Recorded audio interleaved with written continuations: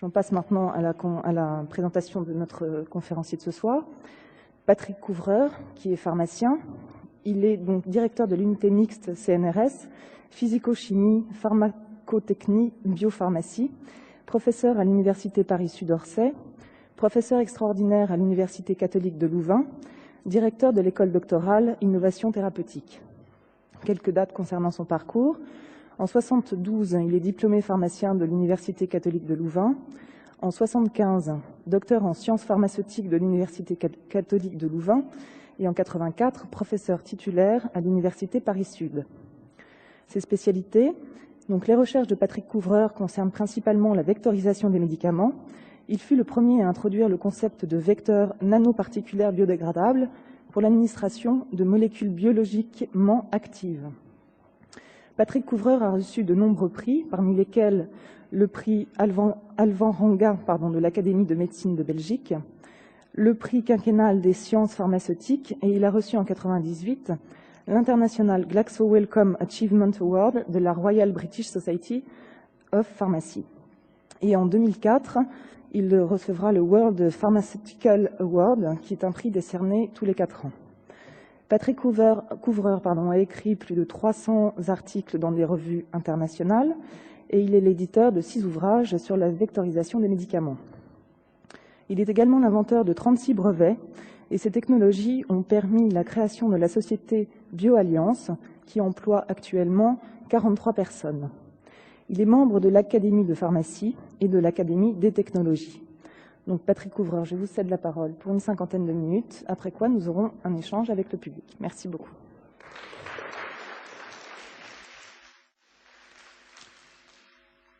Bien, merci beaucoup pour cette présentation particulièrement sympathique. Et donc, c'est avec beaucoup de plaisir que je vais vous faire aujourd'hui, dans le cadre de l'Université de tous les savoirs, un exposé, je dirais, sur, on vous l'a annoncé, l'encapsulation des médicaments. Mais comme vous le voyez, on va voyager dans l'infiniment petit, puisqu'on va voir en quoi les nanotechnologies vont permettre finalement de vectoriser, de distribuer un médicament, un principe actif dans l'organisme. Et on va voir en particulier comment ces nanotechnologies vont permettre de maîtriser non seulement le devenir tissulaire, mais également le devenir cellulaire, voire même le devenir subcellulaire de principes actifs, de molécules biologiquement actives. Alors, je crois qu'il est important de vous montrer tout d'abord, de vous expliquer ce qu'est le principe même de la vectorisation des médicaments. Alors, vous savez qu'un médicament, il est composé de 2 choses. Il est composé d'une molécule chimique qui est biologiquement active et d'une forme galénique. La forme galénique, c'est la forme pharmaceutique grâce à laquelle on va pouvoir administrer ce médicament.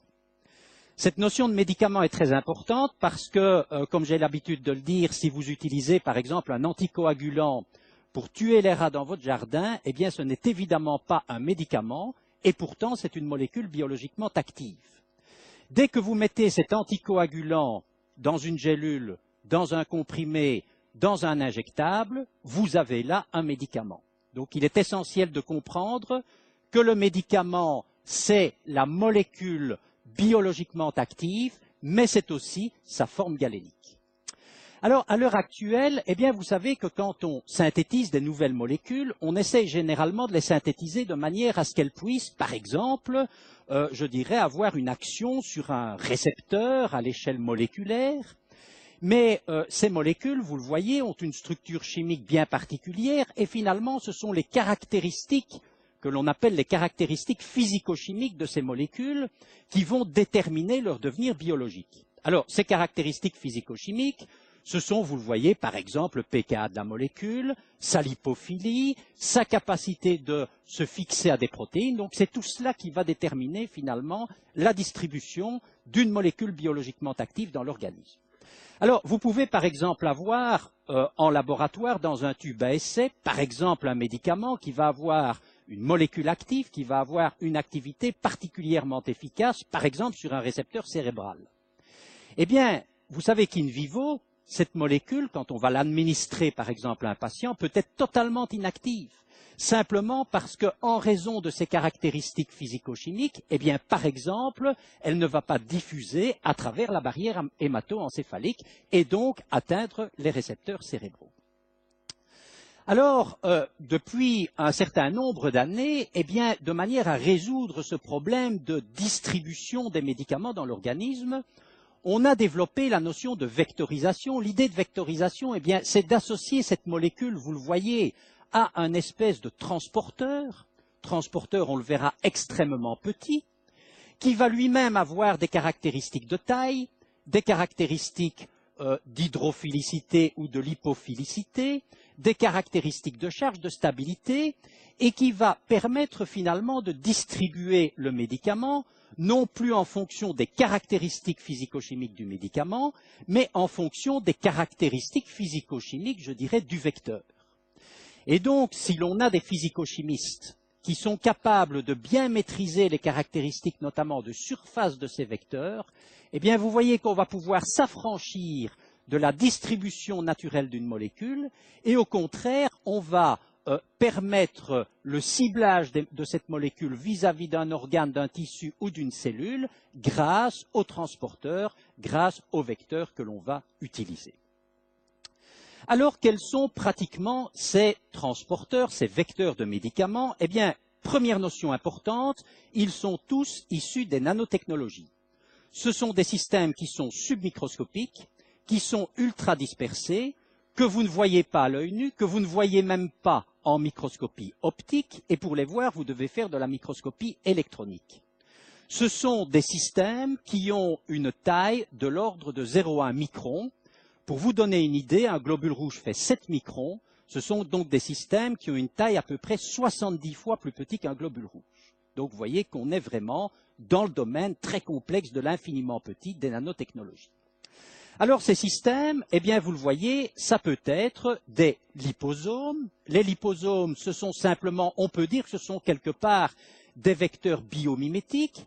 Parce que vous le voyez, ils sont formés de phospholipides que vous voyez en rouge, et ces phospholipides s'auto-organisent pour former des bicouches, exactement comme dans le cadre de la membrane cellulaire. Vous savez que toutes les membranes cellulaires sont formées également par des bicouches de phospholipides. Eh bien, on peut encapsuler des médicaments à l'intérieur de la phase aqueuse de ces liposomes, ou bien, si c'est un médicament lipophile, on va pouvoir le mettre dans la bicouche. Et vous voyez en microscopie électronique ici, on peut voir comment sont structurés ces liposomes avec plusieurs bicouches concentriques de phospholipides et un compartiment aqueux dans lequel on peut éventuellement solubiliser des molécules hydrophiles. Alors, le problème de ces systèmes, eh bien, c'est que parfois les liposomes, comme ce sont des phospholipides, ils sont instables. Et c'est la raison pour laquelle les chimistes des polymères ont développé des systèmes qui sont tout aussi petits, voire même parfois plus petits, que l'on appelle des nanoparticules, qui sont des particules extrêmement petites, là aussi de 0,1 ou de 0,2 microns, et qui peuvent avoir des structures relativement diverses. Un type de nanoparticules sont appelées des nanocapsules, tout simplement parce que vous voyez que vous avez une enveloppe polymère qui va encapsuler, vous le voyez, un compartiment huileux ou un compartiment aqueux dans lequel on va pouvoir dissoudre le médicament à vectoriser dans l'organisme. Et dans ce cas-là, vous voyez que si on arrive à faire une coupe, je dirais, au niveau de ces particules extrêmement petites, eh bien là aussi on peut les observer en microscopie électronique et vous voyez très très bien la fine membrane polymère et à l'intérieur, c'est une cryofracture, eh bien on voit bien le cœur hydrophile ou hydrophobe dans lequel on va mettre le médicament. C'est ce que l'on appelle des systèmes réservoirs que l'on appelle plus communément nanocapsules. Alors on peut faire aussi ce que l'on appelle des nanosphères, ce sont des systèmes matriciels alors que la nanocapsule est plutôt, je dirais, un ballon de football avec une membrane polymère. Eh bien, les systèmes matriciels, je dirais que c'est plutôt une pelote de laine, extrêmement petite bien entendu, où vous le voyez, les polymères vont s'enchevêtrer, les molécules de polymères vont s'enchevêtrer les unes dans les autres pour former ce que l'on appelle réellement un réseau matriciel. Et en fait, le médicament va être piégé, va être entrappé, va être dispersé à l'échelle moléculaire à l'intérieur de ce nanoréseau de polymères. Alors, une notion évidemment extrêmement importante quand on parle de ces systèmes vecteurs nanoparticulaires, c'est que l'on doit développer, vous le voyez, c'est ce que j'ai représenté ici en jaune, des polymères qui soient biodégradables. Parce que, comme je vais vous le montrer, ces systèmes évidemment vont se concentrer dans les tissus, vont se concentrer dans les cellules, et quand ils auront libéré leurs médicaments, eh bien, ces polymères, il faut qu'ils disparaissent. Autrement, ils vont induire ce que l'on appelle des effets toxiques ou des effets secondaires dus à des accumulations de matériel polymère dans les cellules. Et donc, vous voyez qu'il y a là tout un travail de chimie extrêmement complexe qui consiste à développer des nouveaux biomatériaux qui soient biodégradables, qui soient métabolisables, si vous voulez, dans l'organisme, à partir du moment où ces systèmes auront, je dirais, atteint le site de leur action biologique, là où ils doivent délivrer le médicament. Alors maintenant qu'on a vu, je dirais, ces vecteurs classiques de première génération, je vais dans la première partie de mon exposé envisager essentiellement la voie intraveineuse intravasculaire. Donc ces systèmes sont généralement, pas toujours, mais généralement injectés par voie intraveineuse pour qu'ils puissent se distribuer dans l'organisme. Et on va voir comment ces nanotechnologies permettent de maîtriser la distribution des médicaments au niveau tissulaire. Et puis ensuite, on verra au niveau cellulaire. Alors, au niveau tissulaire, eh bien, première question que l'on peut se poser quand on injecte ces nanotechnologies, que ce soit des liposomes, que ce soit des nanoparticules, comment va se faire la distribution de ces objets submicroniques dans l'organisme après administration intraveineuse? Eh bien, bien entendu, on a d'abord fait cela chez l'animal, on a fait ce que l'on appelle des autoradiographies, c'est-à-dire qu'on a marqué à la radioactivité ces fameuses nanoparticules ou ces liposomes, et on a étudié, on a vu, vous le voyez, en plus foncé sur cette autoradiographie, la manière dont ces systèmes vont se distribuer. Alors, vous voyez très bien que vous avez en fait deux organes principalement qui vont capter ces systèmes, ces nanotechnologies. C'est le foie, vous voyez très très bien ici les deux lobes hépatiques, et c'est d'autre part la rate qui est le petit triangle que vous voyez ici. Et bien entendu, la question qui se pose est de savoir, vous voyez que la capture la plus importante se fait au niveau du foie, au niveau du tissu hépatique, et la question qui se pose est de savoir pourquoi est-ce que ces nanotechnologies, quand on les injecte, vont aller naturellement vers le foie, vers ce que l'on appelle les macrophages du système réticulo-endothélial. C'est un mot un petit peu compliqué, mais qui résume un type de cellule que l'on retrouve au niveau du foie. Eh bien, comment expliquer cela? Tout d'abord par, je dirais, une approche physique. Il faut que vous imaginiez que ces particules extrêmement petites vont, quand on va les administrer à un organisme vivant, vont présenter à cet organisme une surface spécifique qui est considérable. Pour vous donner simplement un ordre de grandeur, quand on va injecter 1 gramme de nanoparticules ayant un diamètre de 0,1 micron, on peut calculer simplement à partir du volume et de la surface de la sphère qu'on va présenter à l'organisme à peu près 100 mètres carrés de surface, ce qui est énorme. Et c'est évidemment au niveau de ces surfaces qui sont présentées à l'organisme que tout va se passer. Et tout va se passer relativement vite. Vous voyez en jaune que vous avez toute une série de protéines plasmatiques, de protéines du sang, de protéines plasmatiques, qui vont, vous le voyez, venir s'absorber à la surface de ces liposomes ou de ces nanoparticules, et ces protéines plasmatiques vont finalement marquer ces vecteurs, leur donner ce que je pourrais qualifier d'étant une véritable signature moléculaire. Et dans cette signature moléculaire, qui finalement, c'est l'organisme qui dit ces particules, ces nanotechnologies, c'est du non-moi, je les marque avec des protéines plasmatiques, eh bien, parmi ces protéines plasmatiques, on sait maintenant qu'il y a des opsonines. Alors, c'est un nom un petit peu compliqué, mais qui désigne, en fait, vous le voyez, un certain nombre de protéines que sont, par exemple, les fragments FC des immunoglobulines. Les immunoglobulines sont les anticorps que vous avez dans le torrent circulatoire. la fibronectine et également des protéines que l'on appelle les éléments du complément.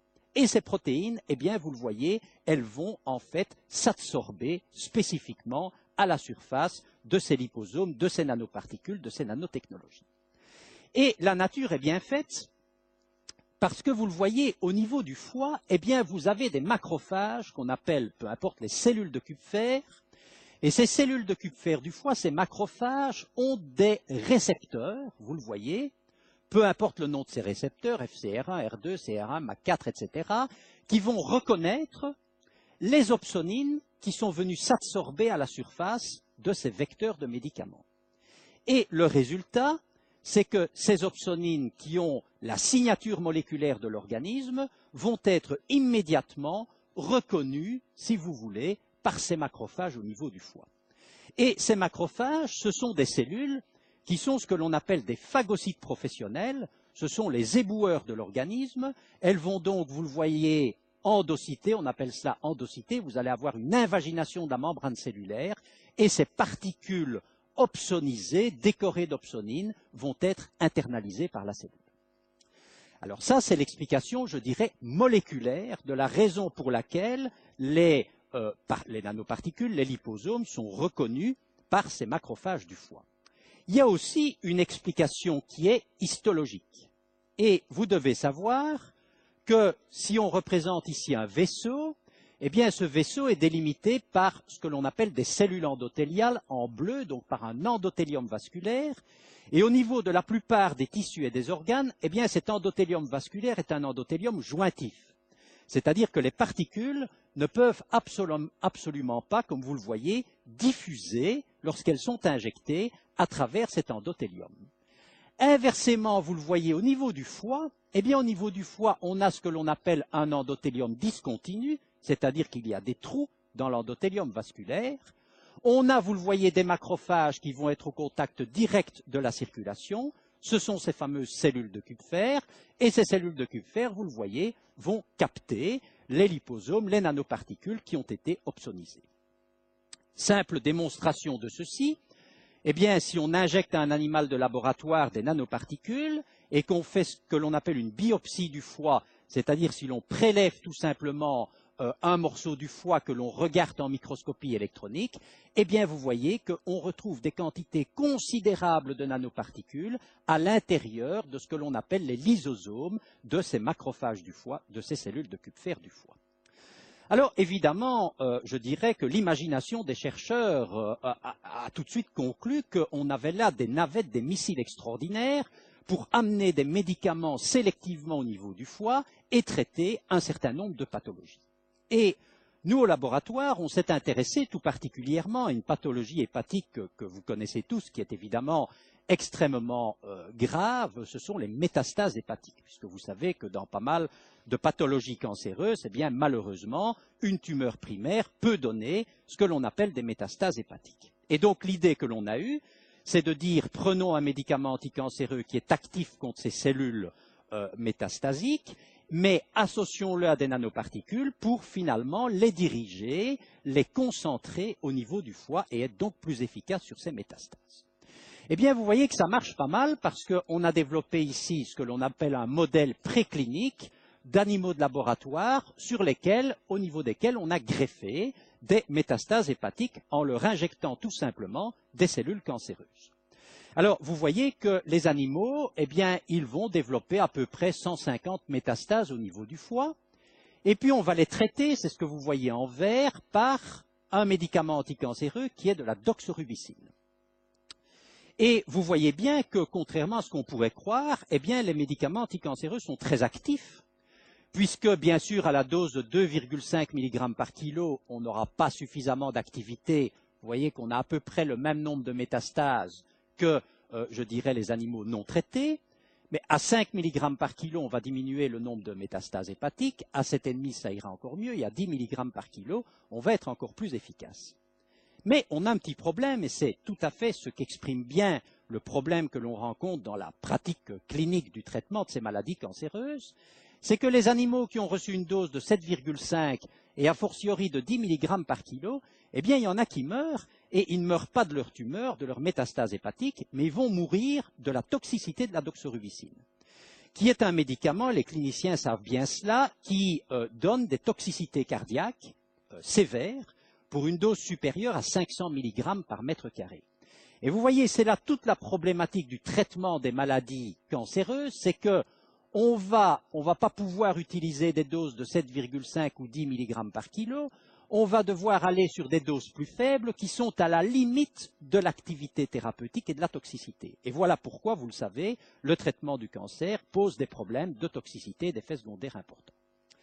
Alors, l'approche que l'on a eue au laboratoire, c'était de dire, eh bien, on va mettre cette doxorubicine dans des vecteurs, dans des nanotechnologies, des vecteurs nanoparticulaires. Et vous voyez que dans ce cas-là, pour une dose aussi faible que 2,5 mg par kilo, eh bien, on a déjà une inhibition très importante du nombre de métastases hépatiques. Et à 5 mg par kilo, eh bien, on a pratiquement débarrassé les animaux de leurs métastases hépatiques. Et ce qui est intéressant, c'est qu'à 7,5 et 10 mg par kilo, vous le voyez ici, eh bien, on supprime les métastases hépatiques, mais en plus, on n'a pas de mortalité des animaux par toxicité cardiaque. Simplement parce qu'évidemment, on va concentrer la doxorubicine dans le tissu hépatique et on va éviter, on va empêcher ce médicament d'aller au niveau cardiaque.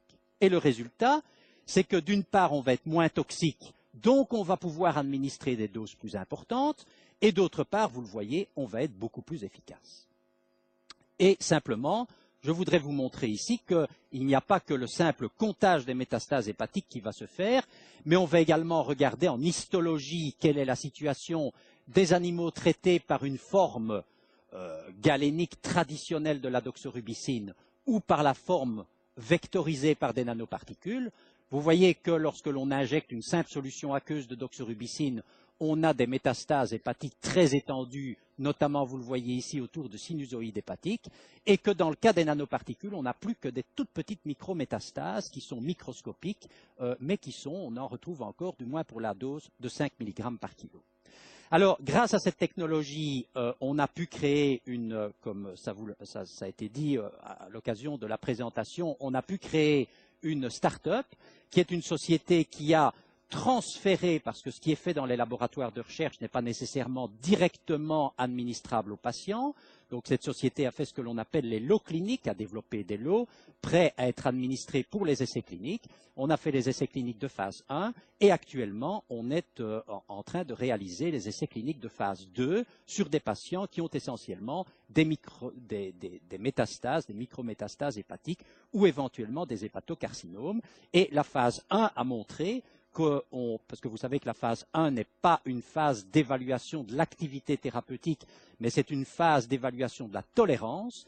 Et cette phase menée chez les patients a très très bien montré qu'avec les nanoparticules de doxorubicine, eh bien, on réduisait la toxicité cardiaque de ce médicament. Et il y a donc clairement un espoir important dans ce domaine-là.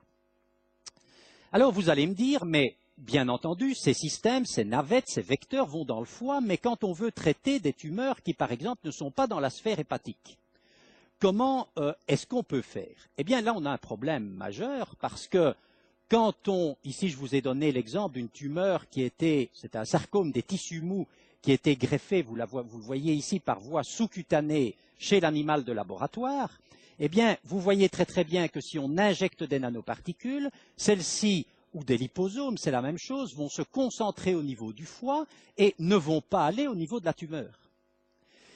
Et donc, on en est arrivé à la conclusion que pour arriver à cibler d'autres tumeurs que des tumeurs localisées dans la sphère hépatosplénique, eh bien, il était indispensable d'empêcher, bien entendu, la capture de ces vecteurs, de ces nanoparticules, de ces liposomes, de ces systèmes submicroscopiques par le foie.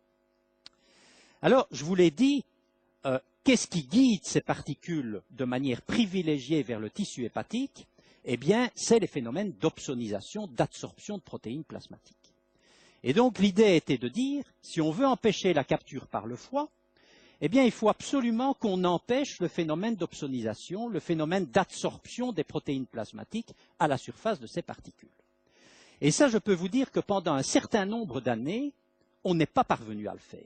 Et on a même mis des anticorps monoclonaux qui reconnaissaient des tumeurs à la surface de ces particules, et on n'est jamais parvenu à distribuer le médicament, je dirais, au niveau de tumeurs qui n'étaient pas localisées dans la zone hépatosplénique. Et je dirais que ce qui a finalement levé ce véritable verrou technologique, eh bien, ce sont des physico-chimistes qui ne s'intéressaient absolument pas aux médicaments, et notamment, c'est l'équipe de Pierre-Gilles Degène. Ce sont des physico-chimistes qui ont bien montré je dirais, le concept, encore une fois, purement physico-chimique de répulsion stérique. En d'autres termes, qu'est-ce que ces physiciens ont montré? Eh bien, simplement que quand on prenait une surface polymère, mais cette fois-ci une très très large surface polymère, et qu'on décorait cette surface polymère, vous le voyez, par des polymères hydrophiles et flexibles, qu'on appelle des polyéthylène glycols, eh bien que ces polyéthylène glycols empêchaient, je dirais, l'absorption des protéines à la surface de ces polymères.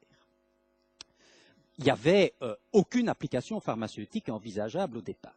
Et bien entendu, les pharmaciens se sont dit, mais pourquoi est-ce qu'on ne pourrait pas appliquer ce concept physico-chimique à nos systèmes vecteurs, à nos nanoparticules, à nos liposomes, en développant évidemment des autres biomatériaux qui soient injectables, qui soient biodégradables, etc. Et c'est ce que nous avons fait en développant, excusez-moi du terme un petit peu technique, mais un copolymère qui est formé d'hexadécylcyanoacrylate. Hexadécyl, c'est une chaîne alkyle extrêmement longue et très lipophile, copolyéthylène glycol, qui sont au contraire des polymères extrêmement hydrophiles et qui ont une très forte tendance à s'orienter vers le milieu aqueux. Eh bien, ce polymère, quand on le prend et quand on le met dans de l'eau, vous voyez que la partie hydrophobe hexadécyl en rouge va former le cœur de la nanoparticule et que la partie hydrophile du polyéthylène glycol va, vous le voyez, au contraire, se mettre en surface. Et on a montré qu'effectivement, les protéines plasmatiques n'arrivaient plus, parce qu'il y a ce que l'on appelle un encombrement stérique, n'arrivaient plus à la surface hydrophobe de la particule et n'étaient plus capables d'opsoniser la particule. Et ça, évidemment, ça a constitué une avancée majeure, parce que vous allez le voir, ce concept physico-chimique de base va permettre de développer toute une série d'avancées pour moduler la distribution de ces nanotechnologies dans l'organisme. Simplement un mot ici pour vous montrer que dans notre équipe, on a d'ailleurs observé en microscopie pour la première fois que ce simple fait de mettre des cheveux moléculaires à la surface de ces particules, eh bien, provoquait la répulsion stérique et empêchait les phénomènes d'opsonisation, faisait ce que l'on peut appeler de la disopsonisation.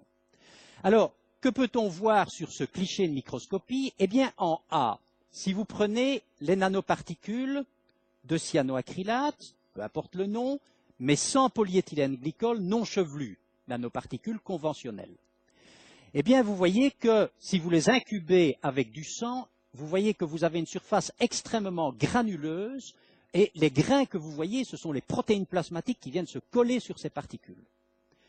Si vous prenez les mêmes particules et que vous les décorez avec du polyéthylène glycol, eh bien, vous voyez que vous avez une surface parfaitement lisse et que les particules, que les protéines plasmatiques ne s'absorbent pas à la surface de ces particules.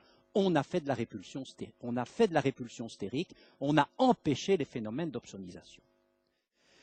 Alors vous allez me dire, ça c'est très bien, mais maintenant quand on va injecter ça dans l'organisme, est-ce qu'on va pouvoir éviter le foie? Eh bien oui, ça marche très bien, vous le voyez ici, quand on injecte en jaune les nanoparticules de première génération sans les cheveux de polyéthylène glycol en surface, et qu'on regarde les concentrations de ces nanoparticules dans la circulation générale, eh bien, vous voyez qu'on a une disparition très rapide de ces particules de la circulation générale parce qu'elles sont prises par le foie. Quand vous décorez ces particules, c'est ce que vous voyez en rouge, par du polyéthylène glycol, c'est-à-dire qu'on va dire qu'on va péguiler ces particules, je vais beaucoup utiliser ce terme-là, on va les péguiler, c'est-à-dire qu'on va les décorer de polyéthylène glycol, eh bien, vous voyez que ces particules vont résider beaucoup plus longtemps dans la circulation générale. Et on va même dire, pour être relativement imagé, que ce sont des vecteurs furtifs. Alors pourquoi est-ce qu'ils sont furtifs? Eh bien parce que finalement on les a découverts un petit peu après la première guerre du Golfe, et que, un petit peu comme les avions furtifs ne sont pas reconnus par les radars, eh bien ces nanoparticules pégylées, décorées de polyéthylène glycol, ne sont pas reconnus par les radars de l'organisme, que sont les macrophages du foie, que sont les cellules de Kupfer du foie. Et d'ailleurs, ça vous le voyez très très bien sur la diapositive suivante, où on a regardé cette fois-ci la capture hépatique de ces nanoparticules. Et si on regarde la capture hépatique de ces nanoparticules, eh bien vous voyez qu'effectivement les nanoparticules non pégylées sont captées de manière massive par le foie. Dès que vous les décorez par du polyéthylène glycol, quand ils sont pégylés, ces vecteurs en rouge sont effectivement furtifs, ils restent dans la circulation et ne sont pas reconnus, ils ne sont absolument pas reconnus par, je dirais, les macrophages du foie. Alors quel est l'intérêt en thérapeutique? Eh bien là, je dirais que la nature va nous aider énormément. On a une chance extraordinaire, c'est que quand, comme je vous l'ai dit tout à l'heure, on a un endothélium vasculaire sain, sauf au niveau du foie et de la rate, on a ce que l'on appelle un endothélium continu. Vous le voyez ici. Par contre, quand on a une tumeur, ou qu'on a une zone qui est infectée, ou qu'on a une maladie auto-immune, je vais vous en parler très largement, eh bien, l'endothélium vasculaire devient beaucoup plus perméable, il devient fenestré, il y a une arrivée de macrophages, et le résultat, c'est que si vous avez développé ces fameux vecteurs pégylés de deuxième génération qui tournent longtemps dans la circulation générale, eh bien, ils vont être capables, vous le voyez, d'extravaser, c'est-à-dire de diffuser de manière absolument sélective au niveau de la tumeur à travers l'endothélium vasculaire tumoral hyperperméable. Alors, pour vous illustrer cela, je voudrais vous montrer des travaux tout à fait remarquables qui ont été faits il y a quelques années par une équipe japonaise sur une tumeur qui a été greffée par voie sous-cutanée chez l'animal de laboratoire et au niveau de laquelle, vous le voyez, on a injecté des liposomes de polyéthylène glycol ou des liposomes non pégylés de première génération, normaux, non décorés de polyéthylène glycol.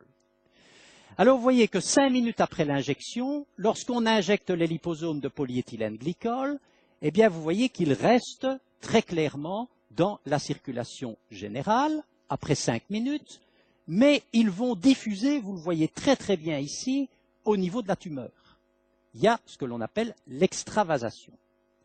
Si vous prenez les liposomes non pégylés, eh bien vous voyez que ces liposomes, 5 minutes après l'administration, vont rester dans la circulation générale et ne vont pas diffuser. Et si vous attendez un tout petit peu plus longtemps, eh bien avec les liposomes normaux, vous n'avez plus rien à montrer parce que tout est dans le foie.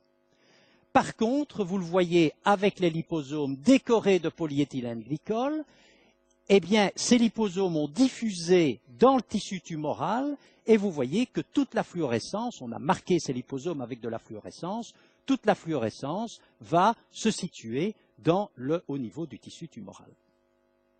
Alors, est-ce qu'on peut vraiment cibler cette tumeur solide sous-cutanée en évitant les zones saines de l'organisme? Eh bien oui. Et vous le voyez ici, si vous comparez la partie D de la diapositive avec la partie F. Alors, qu'est-ce qui a été fait ici? On n'a utilisé que des vecteurs pégylés. On les a injectés et à l'aide de microcaméras que l'on a mis d'une part sur la tumeur du rat et d'autre part sur le flanc opposé du rat qui correspond au tissu sain, eh bien on a regardé, vous le voyez, ce qui se passe au niveau du tissu normal et au niveau du tissu tumoral. Et vous voyez que là c'est tout à fait extraordinaire.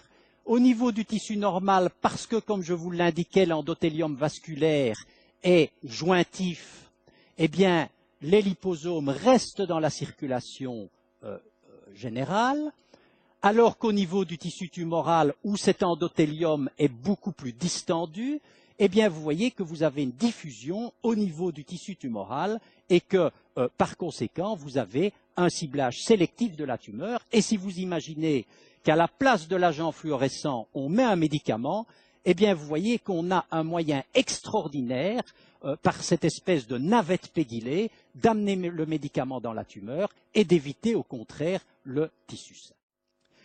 Alors, il faut savoir que ces systèmes de greffe sous-cutanée chez la souris ou chez le rat, ce sont je dirais, des modèles expérimentaux précliniques, mais qui ne représentent pas toujours la réalité clinique, simplement parce que vous imaginez bien que quand on a des tumeurs qui sont bien localisées, qu'on peut bien voir, qui sont sous-cutanées, ben, on fait l'ablation chirurgicale et en général, les choses se passent relativement bien.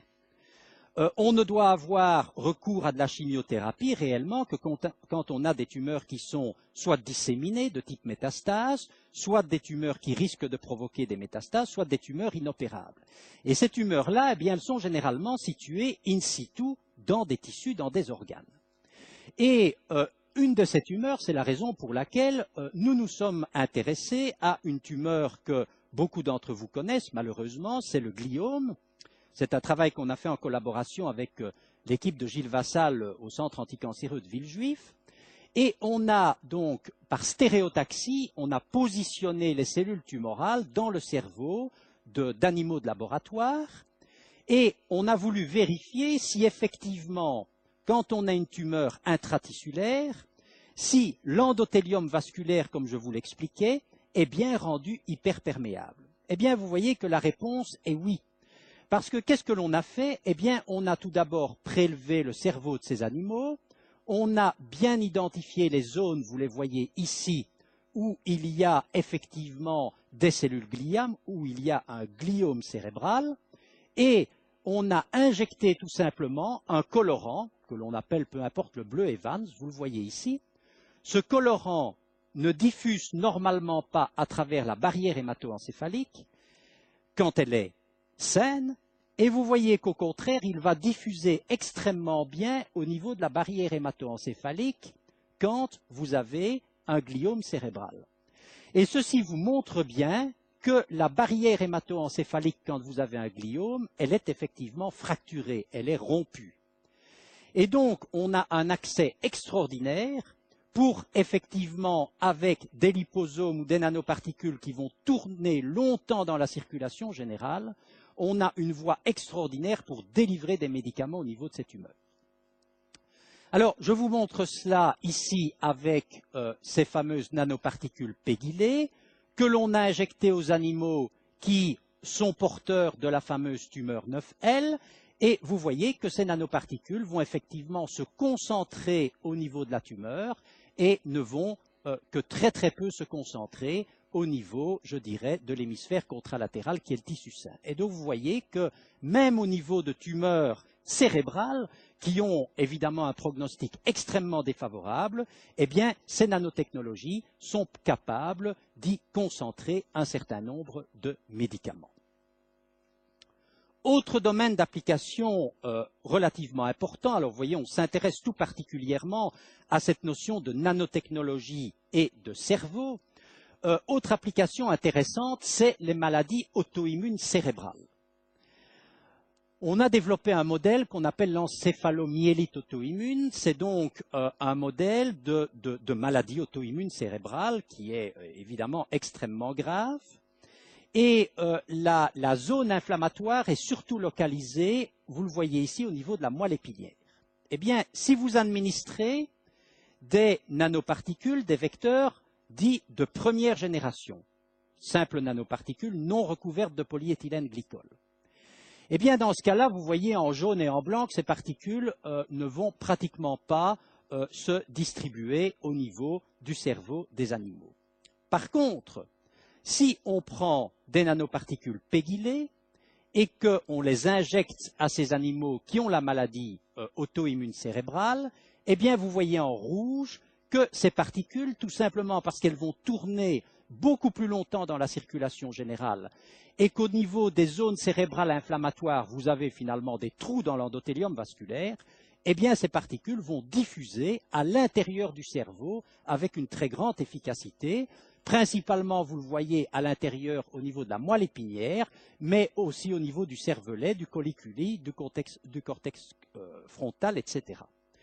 Et quand les animaux sont sains, c'est-à-dire qu'ils n'ont pas cette maladie auto-immune cérébrale, eh bien, c'est ce que vous voyez, contrôle ici en jaune ou en blanc, eh bien, vous n'avez pas de pénétration de ces particules au niveau du cerveau.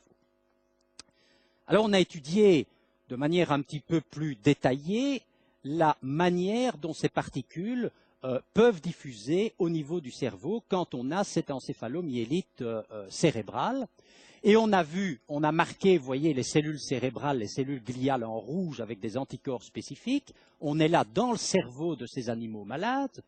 On a marqué les nanoparticules pégylées qui tournent longtemps dans la circulation avec de la fluorescence pour pouvoir observer ces particules dans le cerveau puisqu'elles apparaissent sous forme jaune, sous forme fluorescente. Et vous voyez qu'on les trouve non seulement sous forme isolée dans les structures cérébrales inflammées, mais on les trouve aussi à l'intérieur de macrophages cérébraux, ce qui veut dire qu'il y a probablement un passage de l'endothélium vasculaire cérébral qui se fait à la fois sous forme de particules, je dirais, isolées, mais aussi probablement de particules associées à des macrophages de l'inflammation qui ensuite diffusent au niveau intracérébral. Maintenant, on en arrive aux applications thérapeutiques et il y a une maladie qui est très proche sur le plan histologique et sur le plan de la signalisation cellulaire de ces maladies cérébrales auto-immunes, c'est l'uvéite auto-immune. Et très récemment, avec un collègue oculiste, ophtalmologue, donc Yvonne de Kozak, qui avait lu toutes ces publications sur, je dirais, les maladies auto-immunes cérébrales, eh bien, on s'est demandé si on ne pouvait pas, là aussi, cibler ces particules au niveau de l'uvéite auto-immune, qui est, là aussi, une maladie, vous savez, qui amène à une cécité totale. Et, encore une fois, très naïvement, on a marqué ces particules par de la fluorescence, et on a été très étonné en injectant ces particules par voie intraveineuse que les yeux des rats devenaient pratiquement fluorescents. Simplement parce qu'au niveau de l'endothélium vasculaire oculaire, où vous avez une réaction inflammatoire, eh bien, vous voyez qu'il y a une entrée absolument massive, vous le voyez, au niveau de pratiquement tous les tissus oculaires, entrée massive de nanoparticules. Alors, ce qui était tout à fait intéressant, c'est que cette collègue s'intéressait à une molécule qui est une anti-hormone, qui est le tamoxifène.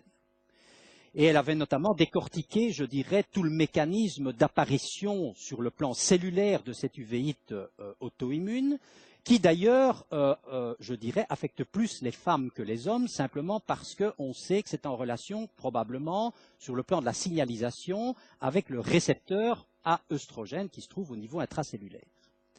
Et elle avait essayé par conséquent de traiter cette maladie avec le tamoxifène, qui est une molécule anti-hormone. Et malheureusement, vous le voyez, quand on injecte le tamoxifène aux animaux, eh bien, il n'y a absolument aucune activité thérapeutique, aucune observation d'amélioration clinique. Eh bien, si vous mettez ce tamoxifène dans des nanoparticules pégylées de deuxième génération qui tournent longtemps dans la circulation, eh bien, vous voyez que c'est ce que vous voyez en noir par rapport à ce qui est en blanc, ce sont les animaux non traités, les histogrammes noirs, eh bien, vous voyez que vous guérissez les animaux. Ils n'ont plus aucun signe, je dirais, de l'uvéite expérimentale.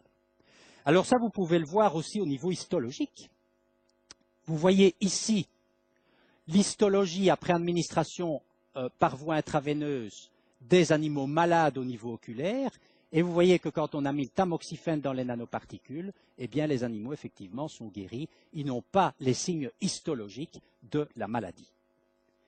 Et on était un petit peu plus loin pour vous montrer qu'on décortique aussi ça à l'échelle, je dirais, cellulaire et moléculaire. Par immunohistochimie, vous savez que quand on a ces maladies auto-immunes, il y a l'hyperexpression de macrophages ou dans tous les cas de cellules de l'inflammation qui hyperexpriment les antigènes MHC de classe 2 et qui répondent aux anticorps OX6. Eh bien, vous voyez que les animaux, je dirais, non traités par le tamoxifène vectorisé, eh bien, ils expriment un très grand nombre de cellules inflammatoires. Et vous voyez que lorsque le tamoxifène est vectorisé, eh bien, effectivement, on voit la disparition pratiquement totale de toutes les cellules de l'inflammation. Donc, vous voyez que ceci vous confirme, je pense, dans l'idée qu'avec ces navettes nanoparticulaires, eh bien, on peut effectivement distribuer de manière extrêmement diverse les médicaments dans l'organisme. Soit si on a des vecteurs non pégylés de première génération, on peut aller vers le foie, vers la rate. Il y a déjà à l'heure actuelle des essais cliniques qui sont en cours. Technologie plus élaborée, si on pégyle ces systèmes, ils vont tourner beaucoup plus longtemps dans la circulation et ils vont diffuser dans des zones où il y a des réactions inflammatoires, que ce soit des zones tumorales ou que ce soit des zones où on a par exemple des maladies auto-immunes. Ça, c'est l'approche tissulaire. Maintenant, je voudrais rapidement vous montrer en quoi les nanotechnologies permettent de contrôler le ciblage des médicaments au niveau cellulaire. Alors, eh bien, au niveau cellulaire, qu'est-ce qu'on va faire? Vous savez que tous les jours, pratiquement, avec les avancées extraordinaires de la biologie moléculaire et de la biologie cellulaire, on découvre, comme vous le voyez ici, ce que l'on appelle des nouveaux épitopes tumoraux ou des nouveaux marqueurs tumoraux. Et évidemment, les pharmaciens, et en particulier, les pharmaciens galénistes, ont eu bien entendu l'idée au bout de ces chaînes de PEG, de mettre des molécules qui sont des anticorps, des peptides, des lectines ou encore des petites molécules qui vont reconnaître sélectivement et spécifiquement ce que l'on appelle ces fameux marqueurs tumoraux. On va donc aller sélectivement dans la cellule tumorale et on n'ira pas dans la cellule normale qui n'hyperexprime pas ces récepteurs de tumeur. Alors, je voudrais simplement vous donner un exemple qui est très parlant, et c'est celui du ciblage des cellules qui hyperexprime ce que l'on appelle le récepteur de l'acide folique. Il faut savoir qu'il y a un certain nombre de cellules cancéreuses qui sont capables, qui vont hyperexprimer le récepteur de l'acide folique qui est, vous savez que l'acide folique est une vitamine, et donc par exemple dans les cancers de l'ovaire, eh bien on sait que ces cellules hyperexpriment ce récepteur. Alors ce qui est intéressant, et c'est vous voyez que là la biologie et la biologie moléculaire est extrêmement intéressante, c'est qu'on sait que quand ce récepteur est reconnu par son ligand, c'est-à-dire par l'acide folique, eh bien le complexe récepteur-ligand est internalisé dans la cellule. Et ça, c'est important parce que ça veut dire qu'on a une voie qui va permettre de faire rentrer dans les cellules, je dirais, des particules décorées, par exemple, par le ligand d'acide folique. Et donc, c'est l'approche que l'on a envisagée en développant cette fois-ci des nanotechnologies que je pourrais qualifier de troisième génération et qui ont, je dirais, à leur surface un adressage moléculaire via ce fameux acide folique. Alors, pour ceux qui sont chimistes dans la salle, qu'est-ce qu'on a fait? On a repris notre polymère de polyhexadécylcyanoacrylate avec du PEG pégylé, mais simplement on a pris un polyéthylène glycol un petit peu particulier qui comporte un groupement aminé. Et on a fait réagir, vous le voyez, ce groupement aminé avec un groupement carboxylique de l'acide folique. Et on a pu donc décorer ces nanoparticules, vous le voyez, par l'acide folique qui lui-même va reconnaître le récepteur au niveau des tumeurs. Alors, est-ce que ça marche? Eh bien, je voudrais vous montrer que oui. En effet, ça marche parce que au laboratoire, eh bien, on a pris, et là encore, vous voyez le rôle important de la biologie cellulaire et de la biologie moléculaire dans la définition de stratégies de ciblage et de vectorisation. On a tout simplement pris un certain nombre de lignées cellulaires et, par ce que l'on appelle par Western blot, on a regardé lesquelles de ces lignées, vous le voyez ici, hyperexprimaient le récepteur de l'acide folique. Et on a choisi deux lignées cellulaires, une lignée que l'on appelle, peu importe le nom barbare encore une fois, la lignée KB31 qui est ici, qui hyperexprime le récepteur, et on a pris un autre type de cellules, ce sont les cellules MCF7 en 4, ici, qui n'expriment pas le récepteur. Et on a regardé si effectivement les nanoparticules pouvaient cibler les cellules qui ont ce marqueur tumoral et pas les cellules qui n'ont pas ce marqueur, qui n'ont pas ce récepteur de l'acide folique. Et la diapositive suivante vous montre que, ma foi, ça marche pas mal.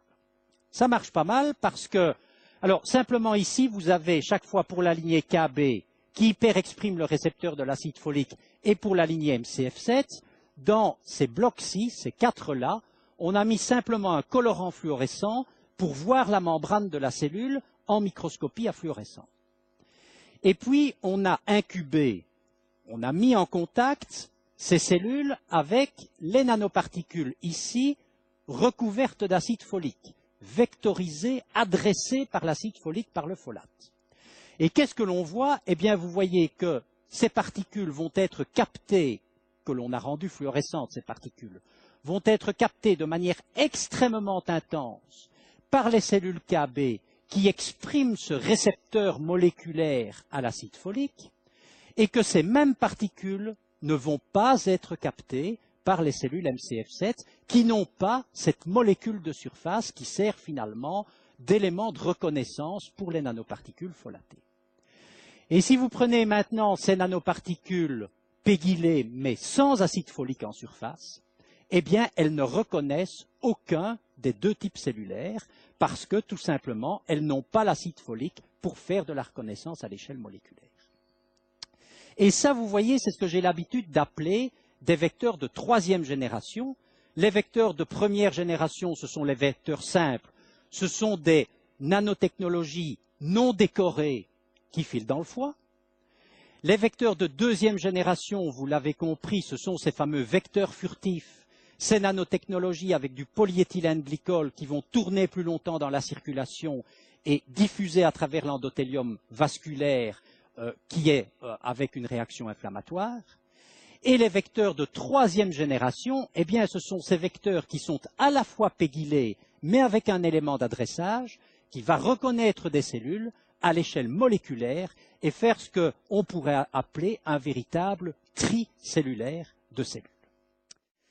Alors, je voudrais terminer cette conférence par vous montrer deux petits films avec simplement une technologie extrêmement récente, une nanotechnologie extrêmement récente que l'on a développée au laboratoire et pour lesquelles on a pris un brevet, pour lesquels le CNRS a pris un brevet. Alors là, je vais aborder un aspect peut-être un petit peu plus technologique, parce que quand même la technique est importante dans ce domaine-là. Il faut savoir que toutes les techniques classiques de préparation de liposomes ou de nanoparticules ont en fait trois caractéristiques qui constituent quand même des inconvénients technologiques. Premier inconvénient, c'est que généralement quand on prépare ces liposomes ou ces nanoparticules, on fait des émulsions et on a besoin de solvants organiques qu'on élimine après. Mais vous savez que les solvants organiques sont des solvants toxiques. Et donc, c'est très difficile avec des systèmes qui développent des surfaces spécifiques considérables, ensuite d'éliminer ces solvants organiques sur des systèmes qui sont ultra dispersés et submicroscopiques. Deuxième inconvénient, c'est que généralement, les techniques de préparation, il y a plusieurs étapes, au moins 4 à 5 étapes, complexes, chères pour l'industrie pharmaceutique, chères pour le développement d'un nouveau médicament. C'est pour ça qu'on dit généralement que ces technologies ne pourront probablement pas être appliquées, je dirais, réellement à des pathologies très vastes, pour des raisons probablement de coût. Et donc, c'est un deuxième inconvénient, c'est qu'on n'a pas de procédé one step, c'est-à-dire en un coup. Troisième inconvénient, c'est que malgré tout, dans beaucoup de ces technologies, vous avez une libération rapide d'une partie des molécules encapsulées et puis une libération plus lente. Et en anglo-saxon, en anglais, c'est ce que les Anglais appellent le burst effect, c'est-à-dire qu'une partie du médicament est libérée trop vite avant d'avoir pu atteindre son site d'action. Et dans mon équipe au laboratoire, avec Roxane Dagref, qui a développé cette idée-là, qui est une chimiste au départ, une ingénieure chimiste, on a eu l'idée d'utiliser d'une part, vous le voyez ici, ce que l'on appelle des polymères de cyclodextrine. Alors vous savez que les cyclodextrines, ce sont des molécules cages pour lesquelles d'ailleurs Jean-Marie Lehn, le chimiste Jean-Marie Lehn, a eu, vous savez, le prix Nobel, sauf que Jean-Marie Lehn a étudié essentiellement les cyclodextrines comme étant une molécule. Alors nous, l'idée qu'on a eue, c'est, vous le voyez, de faire un polymère avec une centaine de ces cyclodextrines dans une seule molécule, les unes à côté des autres. Il faut savoir que ces polycyclodextrines sont solubles dans l'eau. Et puis, on a synthétisé, vous le voyez ici, un dextran, qui est un sucre, qui est un polysaccharide, qui est aussi soluble dans l'eau, mais on a fait un tout petit détail, vous voyez ici, on a mis une chaîne hydrophobe, parce qu'on sait que les chaînes hydrophobes à au moins 8 atomes de carbone vont se mettre à l'échelle moléculaire dans la cage formée par les cyclodextrines. Et donc l'idée, c'était de prendre une solution de polycyclodextrine, une solution de dextran hydrophobe, de mélanger. Théoriquement, les chaînons hydrophobes de la polycyclodextrine vont se mettre du dextran hydrophobe vont se mettre dans ces cages de la polycyclodextrine pour former des particules, le médicament pouvant être soit mis aussi dans les cages de cyclodextrine avant de réaliser le mélange, ou après il peut diffuser dans les cages, dans les tiroirs finalement que l'on a laissés libres. Alors, je vous ai préparé un petit film, j'espère que tout ça va marcher, pour vous montrer la simplicité, je dirais, de la technique et l'intérêt de la technique. Alors, vous avez ici, donc là, on n'a pas de solvant organique. Vous voyez qu'on a ici la solution aqueuse de polycyclodextrine, les cages les unes à côté des autres, et la solution aqueuse de dextran hydrophobe. Alors ça, vous pouvez le faire sur votre table de cuisine. Vous prenez l'une des deux solutions aqueuses, par exemple ici le dextran hydrophobe, et vous rajoutez, vous le voyez ici, la polycyclodextrine, et vous voyez extrêmement rapidement, eh bien, vous obtenez cette espèce de suspension laiteuse qui correspond à des nanoparticules. One step, on est en milieu aqueux, on n'a pas de solvant organique. Le médicament étant dans les cyclodextrines, il ne va pas diffuser extrêmement rapidement. Alors, simplement, vous comprenez bien qu'il est un petit peu trop facile de dire que parce qu'on voit du blanc, on a des nanoparticules. Donc, on a évidemment fait ce que l'on appelle de la microscopie à transmission et de la microscopie à champ noir, et on a identifié de manière extrêmement claire qu'on avait des systèmes submicroscopiques qui font, vous le voyez ici, à peu près une centaine de nanomètres, qui ont une taille relativement régulière et qui sont bien dispersés. Si j'ai encore 1 ou 2 minutes, je voudrais vous montrer les preuves chimiques et physiques que l'on a bien, ce que l'on appelle des complexes d'inclusion, c'est-à-dire que les chaînons hydrophobes du dextran vont bien dans, je dirais, ces cages que forment les cyclodextrines. Et pour cela, eh bien, on a fait, excusez là aussi du terme un peu barbare, de la résonance magnétique nucléaire, ce que l'on appelle de la RMN, et on a fait notamment la RMN, vous le voyez, du dextran avec sa chaîne hydrophobe, et on va s'intéresser surtout aux protons en B qui correspondent à ces groupements CH2-là, et aux protons en A qui correspondent au groupement CH3.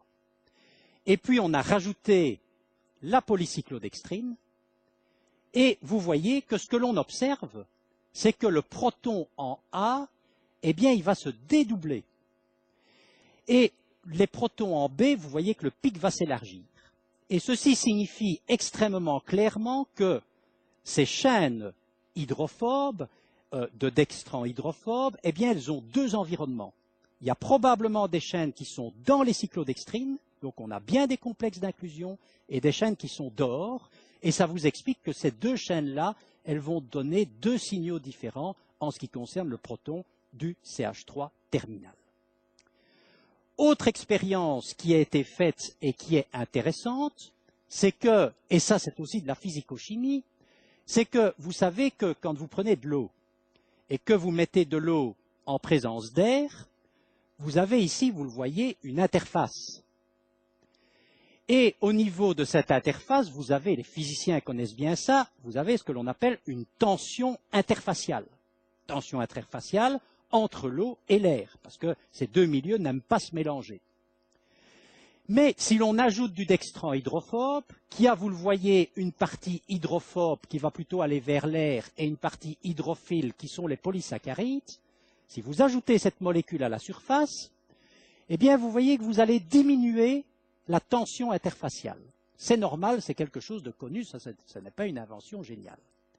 Mais ce qui est intéressant, c'est que si vous rajoutez les polycyclodextrines et que vous avez diminué la tension interfaciale, eh bien votre tension interfaciale va remonter quand vous allez mettre la polycyclodextrine, tout simplement parce que vous le voyez, comme vous formez des complexes d'inclusion, cette polycyclodextrine va arracher le dextran hydrophobe de l'interface, et le résultat, c'est qu'on va remonter la tension superficielle. Et ça, c'est une preuve de physiciens, de physico-chimistes, qu'on a bien des complexes d'inclusion.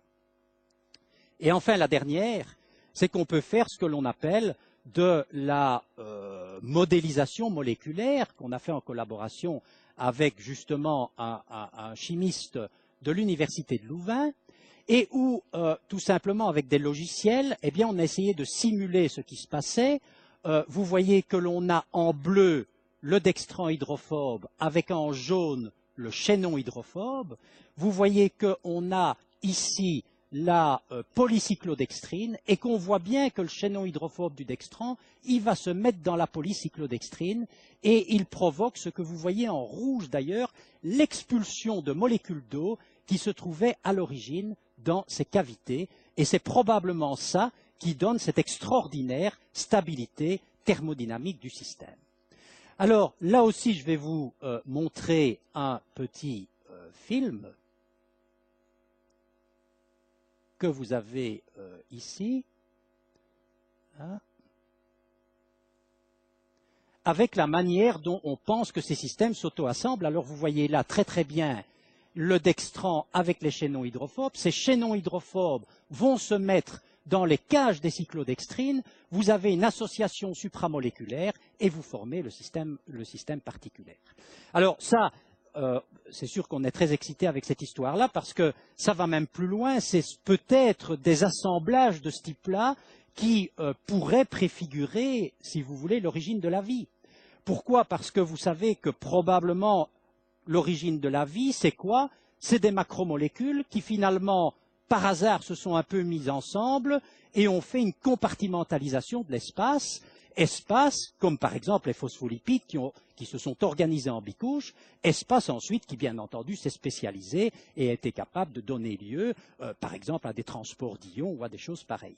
Mais c'est quand même une notion importante de se dire que ces associations supramoléculaires de grosses macromolécules en milieu aqueux, eh bien, ça permet de compartimentaliser l'espace et dans notre approche, évidemment, cette compartimentalisation de l'espace permet de vectoriser des médicaments.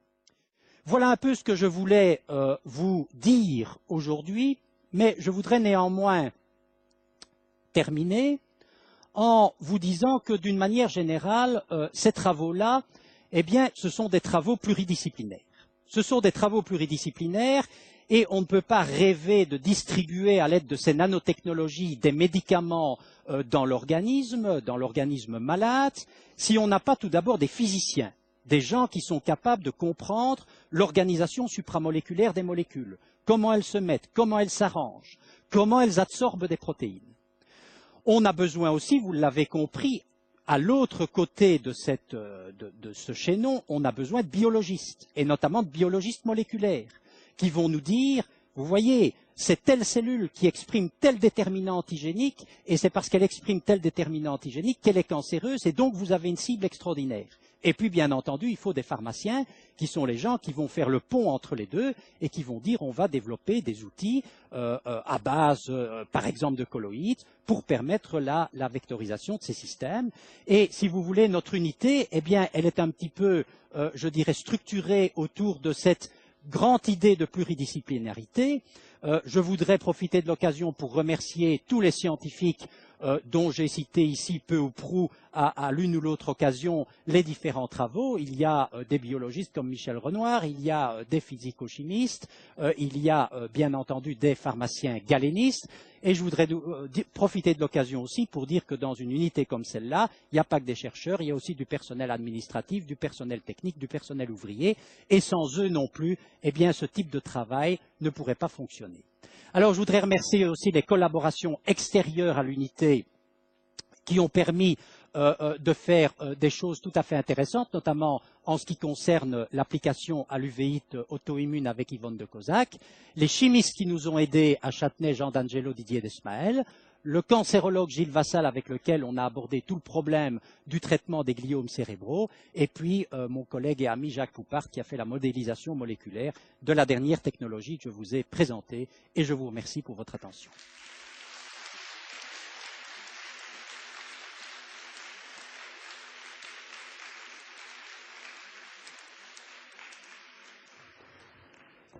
Merci beaucoup.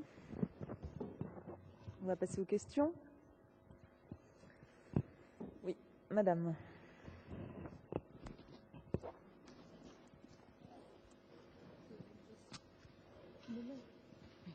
Bonjour et merci de votre conférence. Je t'en prie. Je voulais savoir, est-ce qu'on a fait des comparaisons ou des oppositions entre les cyclodextrines seules et vos nanoparticules pégylées, d'une part, et ensuite avec le dernier progrès que vous nous avez montré de nanoparticules de polycyclodextrine. Voilà. Alors, tout à fait. Donc, ce qu'il faut savoir, la cyclodextrine seule, c'est évidemment une molécule. Et évidemment, par définition, c'est une molécule qui ne va pouvoir encager qu'une molécule. Donc, si vous voulez, on sait que la limite de cette approche-là, eh bien, c'est que vous ne pouvez évidemment pas vectoriser des quantités extrêmement importantes de médicaments. En plus, il faut savoir aussi que tous les médicaments ne sont pas capables de faire des complexes d'inclusion avec les cyclodextrines. Par exemple, toutes les molécules hydrophiles, eh bien, on sait bien qu'elles ne font pas de complexe d'inclusion avec les cyclodextrines. Toutes les molécules, il y a des petites molécules lipophiles qui forment, comme le tamoxifène par exemple, les œstrogènes, qui forment des complexes d'inclusion. Mais vous avez aussi tout le domaine des macromolécules, les peptides, les protéines, les acides nucléiques, que l'on ne peut pas évidemment vectoriser avec une simple molécule de cyclodextrine.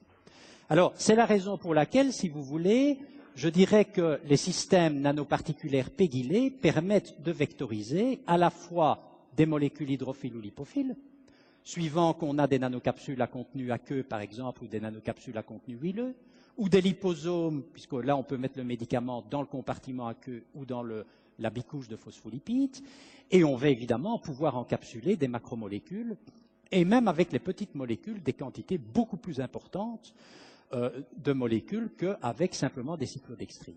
Alors, ce qu'il faut savoir aussi, et ça, c'est certainement quelque chose qu'il faudra qu'on vérifie sur le plan toxicologique. Vous savez que les cyclodextrines, seules, sous forme de simples molécules, ont un certain nombre d'inconvénients toxicologiques parce que quand elles sont administrées par voie intraveineuse, eh bien, elles sont capables de ségréger le cholestérol. On a d'ailleurs pensé utiliser ces cyclodextrines pour réduire le cholestérol sanguin. Le problème, c'est qu'ils déplètent le cholestérol membranaire et donc que ça entraîne un certain nombre d'effets qui peuvent être toxiques. Et donc, c'est la raison pour laquelle les cyclodextrines sont surtout utilisées pour d'autres voies que la voie intraveineuse, sont surtout utilisées pour la voie orale. Donc, si vous voulez, par rapport à la problématique des nanoparticules. Alors, maintenant, pour répondre à votre question avec les polycyclodextrines, on va évidemment, là c'est tout à fait récent ce que je vous ai montré, mais comme vous avez du dextran hydrophobe qui se trouve déjà dans la cage, on peut espérer, mais on n'en a pas la preuve et tout ça, on va l'étudier, qu'on n'aura pas cette toxicité par déplétion, par, je dirais, formation de complexes d'inclusion avec le cholestérol. Une question devant, monsieur. Avez-vous déjà eu des résultats cliniques humains dans les cancers de l'ovaire auxquels vous avez fait allusion tout à l'heure? Alors non, malheureusement, si vous voulez, évidemment, toutes ces choses-là se passent avec malheureusement une cinétique relativement lente, puisqu'il faut savoir qu'entre le moment où on a, je dirais, publié le premier papier sur les nanoparticules non adressées par l'acide folique pour les métastases hépatiques, et le moment où on a pu réaliser le premier essai clinique de phase 1 avec le premier patient, eh bien, il s'est passé, je dirais, pratiquement 8 ans. 8 à 9 ans. Parce que, encore une fois, il faut savoir qu'au niveau du laboratoire, on ne peut pas préparer des nanoparticules et puis aller les injecter aux patients. On doit évidemment avoir des systèmes particuliers qui sont apyrogènes, qui sont stériles. On est obligé, pour des raisons éthiques, vous le savez, de faire ce que l'on appelle un lot clinique, c'est-à-dire qu'on doit être capable de faire une transposition d'échelle. Quand on peut faire, par exemple, 10 millilitres de nanoparticules, ce n'est pas pour autant qu'on peut en faire 5 litres. Or, on est obligé d'en faire 5 litres parce que ce lot va être utilisé pour la totalité de l'essai clinique qui va être réalisé, pour être sûr que tous les patients vont recevoir exactement la même formulation, qu'il y aura les mêmes caractéristiques physico-chimiques, etc. Et donc, ça, c'est pas vraiment le métier des universitaires, c'est pour ça qu'on a créé donc cette société qui a fait toute l'étude de transposition d'échelle. Et puis, vous savez que malheureusement, pour commencer des essais cliniques, eh bien, il faut des moyens financiers qui sont extrêmement importants. Ces sociétés start-up se créent, il faut qu'elles cherchent des financiers, il faut qu'elles trouvent trouve des moyens. Vous savez que la recherche publique est particulièrement pauvre, il faut bien le dire, donc elle n'a pas les moyens de faire tout cela, il faut qu'on fasse appel à des financiers extérieurs, et donc tout ça prend du temps, et donc ça prend, en gros, là, ça a pris 7 à 8 ans. Alors, donc ces vecteurs adressés avec l'acide folique, eh bien, ce n'est qu'en 2000-2001 qu'on les a mis au point.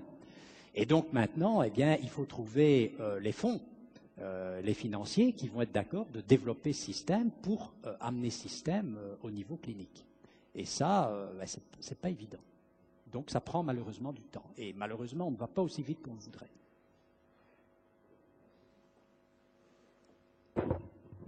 Une autre question? Non, Patrick Couvreur, merci beaucoup. Merci.